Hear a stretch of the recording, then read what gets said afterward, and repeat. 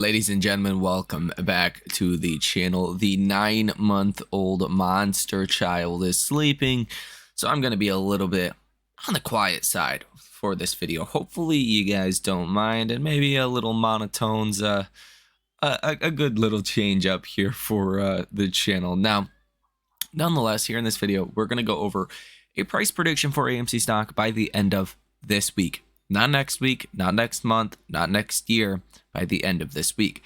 I'm subject to be wrong. I've been wrong plenty of times before, and I'll be wrong plenty of times into the future. But this week is an important week. Hopefully you know by now. If you don't, I'll tell you. AMC reports earnings this week. So anytime AMC reports earnings basically ever, you're going to get some kind of large reaction that week. Now, last time AMC reported earnings, AMC fell 13.5% the next day, then 8% the day after, and then 1.5% the day after, and then you were green, red, and then even redder. Okay, so the last time AMC reported earnings, it was not friendly to AMC stock. The other dynamic we have for this week is economic data. We're going to get a bunch of data coming out that is not small data. Huge data will be coming out this week. So I want to give you a rundown of that and my expectations around the data. Hit the like button, subscribe to the channel, and let me know what you think about this information down below in the comment section. So first things first, I want to establish short interest in AMC is not egregiously high, but it is categorized as high, right? It's 12.42%, basically 12.5%. That is enough to give you kind of a short squeeze, right?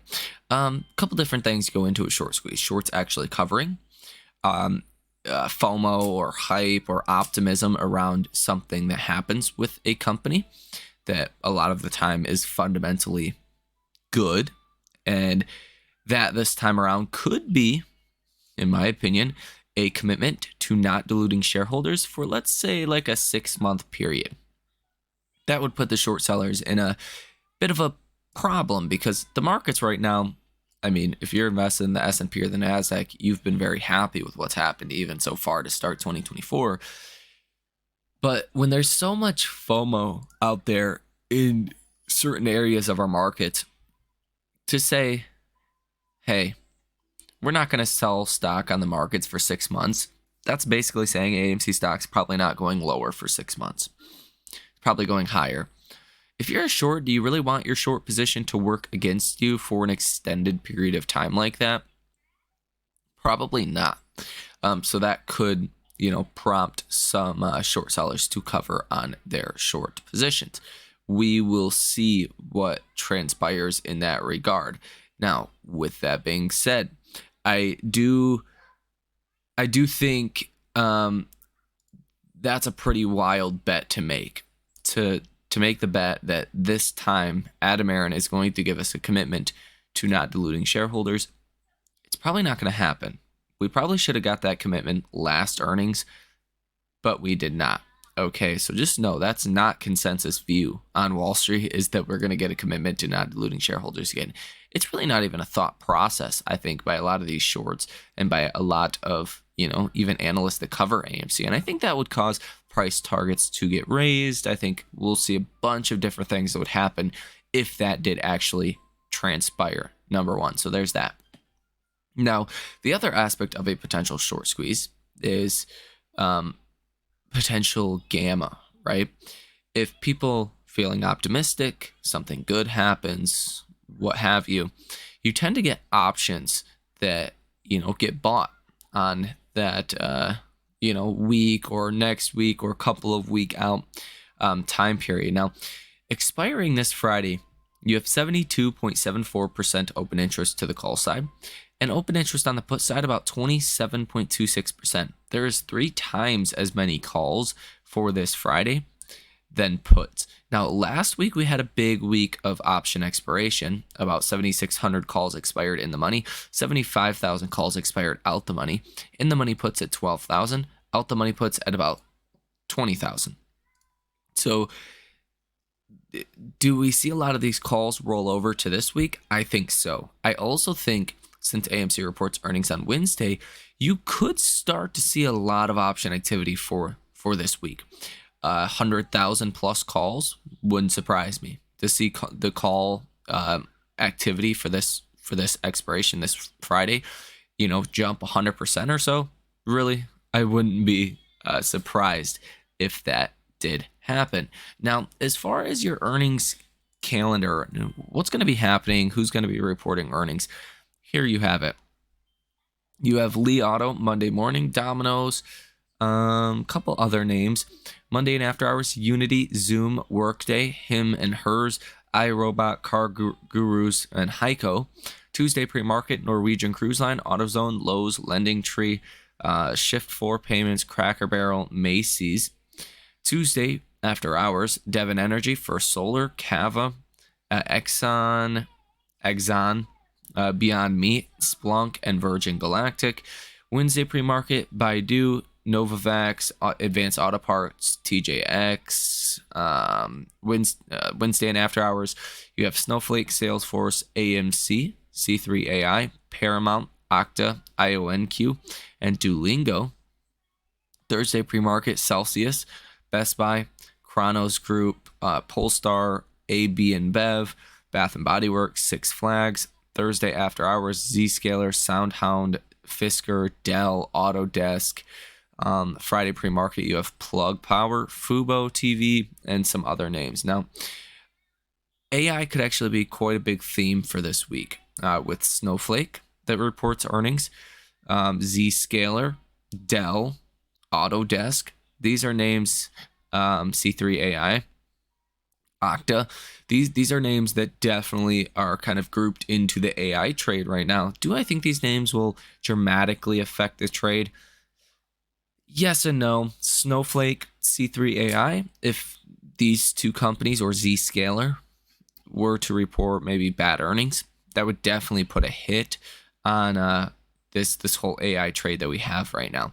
The AI trade is really what is keeping the markets higher right now as well. So you could see some markable weakness in the markets this week, especially if the data does not go the way in which the bulls are hoping for. So we have a lot of data actually coming out this week.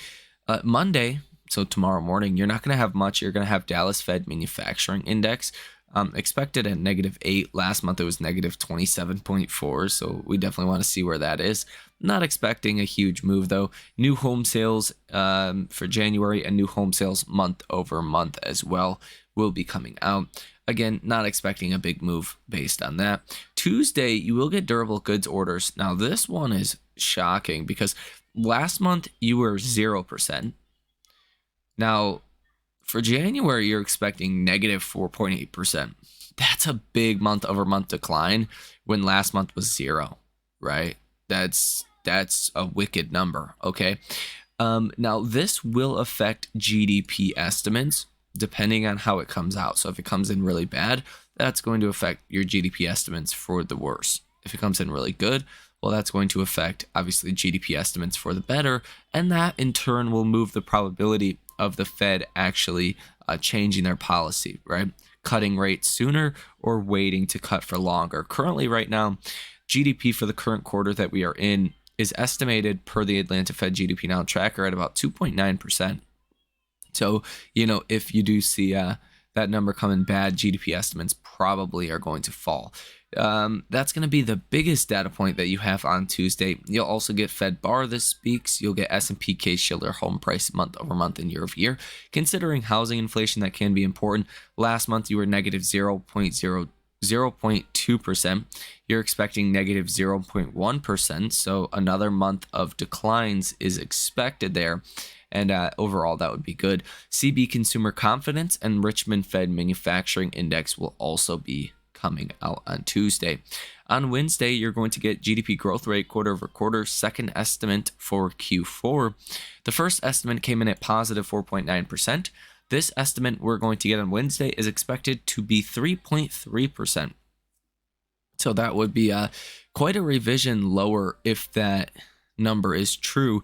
Now, that could mean maybe rate cut sooner, but still, I mean, 3.3% GDP is pretty dang good. So I think you would need to see GDP fall quite a bit for the markets to actually start pricing in rate cuts coming sooner. You also get good trade balance, retail inventories excluding autos, wholesale inventories month over month, core PCE prices quarter over quarter, advanced estimates for Q4, all kinds of different secondary data there. But your main kind of headliner is going to be this red one, this GDP growth rate quarter over quarter, the second estimate for Q4.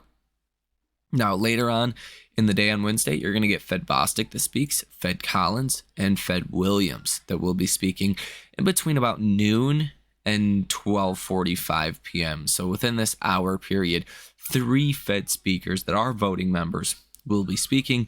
And depending on durable goods orders, depending on the data that we get up until Wednesday, that's really what they're going to be talking about. Like, has anything changed? And whatever they say is going to be very important.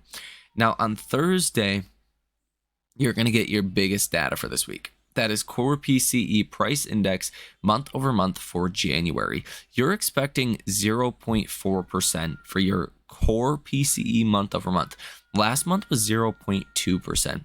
If you get a 0.4% reading, then that's really going to push back on any rate cuts coming anytime soon. That's just a hot number overall. I mean, that is what 0.4 times 12. I don't feel like mathing right now. Just let's get this out the way. 4.8% on an annualized basis, far from 2%, let alone if it comes in at 0.5%. I mean, that's even worse. That would be a really bad number. That would be 6% annualized core PCE. Shoo. Yeah, no rate cuts would be coming anytime soon. Now, some forecasters have this coming in at 0.3%. That would be a slight uptick, but I mean, still not great overall if you get 0.3%. You want to come in at 0.2% or lower. That would be preferred. 0.2% annualized is 2.4%. 12-month forward PCE. That's not bad, right? But you start to creep up a couple tenths of a percent, and the numbers annualized start to look really, really bad. Personal income month over month is expected to come in at 0.4% positive. Last month it was 0.3%. I don't think this is a big deal because at this point I think we're past the whole wage price spiral thing. But if wages continue to rise, that is going to put pressure on inflation because companies are not going to sit back and just let those wage increases eat into their margins. That's not rewarded on Wall Street right now. So companies are not going to do that. So I guess in that sense, it could be important to be watching for. Now, personal spending month over month will be another big one because, I mean, 70 to 73% of GDP on any given quarter by quarter basis is personal spending. It's retail sales. It's are people out there spending money, essentially spending in the economy. Last month, personal spending month over month was 0.7%. You're expecting 0.2%. I mean, that's a big decline that you're expecting there for personal spending. And if that happens, that's not going to look great for the odds of avoiding a recession or how the consumer overall is doing. That will all come out 8:30 in the morning, as well as initial jobless claims and PCE month over month and year over year, although that's not going to be as important. Really, your core month over month is what people are going to pay attention to. And that's really going to dictate whether or not we have a really good or really bad ending to the week. Thursday and Friday could be nasty red if PCE comes in where it's currently expected to. 9:45 in the morning on Thursday, you will get Chicago PMI. 10 o'clock in the morning on Thursday, pending home sales month over month and year over year. 10:50 in the morning on Thursday, Fed Bostic and Fed Goolsbee will be speaking. And then at 11 o'clock in the morning, Kansas Fed Composite Index and Kansas Fed Manufacturing Index will be coming out, expecting some slightly negative numbers there. Last month, a lot of people chalked it up to the weather. Both of these came in at -9 and then -17. So it was pretty rough numbers for manufacturing, for kind of regional regional Fed surveys, manufacturing services, they all looked pretty bad, and a lot of that could have been due to the really cold weather that we got. Now, Fed Mester will be speaking at 1:15 on Thursday, and it's no coincidence that all these Fed speakers speak after major data, right? Even at 8:10 p.m., Fed Williams will be speaking. And it wouldn't surprise me if the Fed already knows what the PCE report is going to look like coming out Thursday. That's why some of your Fed speakers earlier in the week, like Wednesday, like what, on Tuesday, do we have any Fed speakers? I forgot. Fed Bar will be speaking. Let's see. Yeah, on Monday, tomorrow, we really don't have anything for Fed speakers. So specifically Tuesday and Wednesday's Fed speakers, they might start to try to prepare the markets for a nasty PCE number if that is indeed going to be a bad number. So there you have that. Some Chinese data coming out Thursday night. Could be important for markets, but not expecting it'll totally derail or help anything out. Let's be honest. Friday, China is kind of a shit show in and of itself. Now on Friday, March 1st, you are going to get S&P Global Manufacturing PMI that will come out at 9:45 in the morning. Expect some kind of move, but I'm not expecting a huge move. ISM Manufacturing PMI, now this is highlighted in red. Expect a bigger move based on that. That comes out at 10 o'clock in the morning, and you're expecting these numbers will improve from 49.1 to 49.5. So expecting a little bit of an improvement there. And then final numbers for Michigan consumer sentiment for February will be coming out. Expecting those will actually go up from 79 to 79.6. So a little bit of an improvement there. Fed Waller will speak at 10:15 a.m. on Friday, and Fed Bostic will speak around noon on Friday. Fed Daily speaks at 1:30 p.m. and Fed Kugler speaks at 3:30 p.m. on Friday. So this week is a jam-packed week as far as economic data, and I expect we're going to get one hell of a move in our markets. Now, in my personal opinion, I think we're kind of set up for failure this week as far as the economic data, as far as your inflation report. Expectations are high that inflation, was high last month. Who knows? I mean, maybe that means that it could come in a little bit lighter than expected, and maybe that's good news. But I think just either way, we're not set up in a good position for this week's economic data. Even again, considering what happened on Friday, you kind of hit. Jeez, he's over there snoring, making me tired.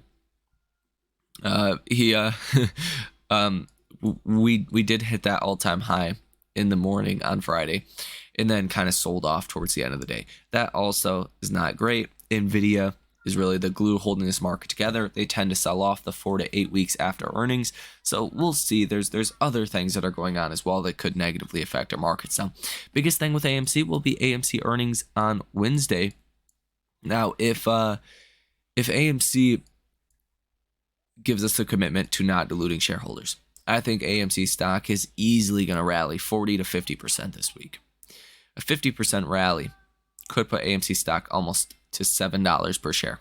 And that is only if we get a commitment not to dilute shareholders. If we don't, if we just get kind of earnings, Adam Aaron rants on the earnings call, then plus or minus like 15% would be what I would expect. I would think on the high end range, AMC could rally to about $5.10 or so per share.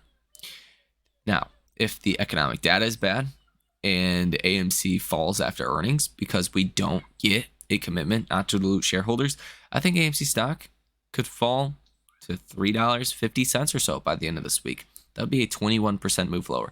Now, me personally, I believe we will get a commitment to not diluting shareholders. That's my personal opinion. So I think AMC stock could rally 50% this week.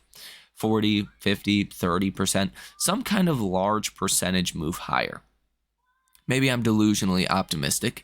Maybe I just see things for what they are. AMC has $3 billion of debt coming due in 2026. If they don't do something drastic to get AMC stock higher, AMC's in a lot of trouble here soon.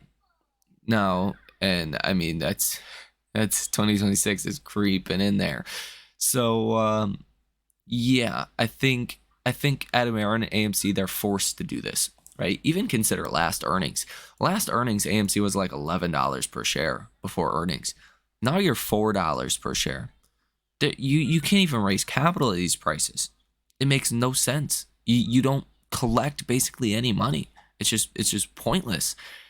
So I think Adam Aaron and AMC, they know the only thing they can do to get AMC stock higher for an extended period of time, besides finding gold under their theaters or diamonds or whatnot, is to give you a commitment not to dilute shareholders. They did that in 2022. AMC stock was rewarded favorably for it. Look at these spikes here, big spikes here, and the stock just overall remained elevated. But yeah, if we don't get that commitment, then we're going to be in a bit of a hard place, between a rock and a hard place. Let's just say that for AMC stock. I do have a trade on AMC.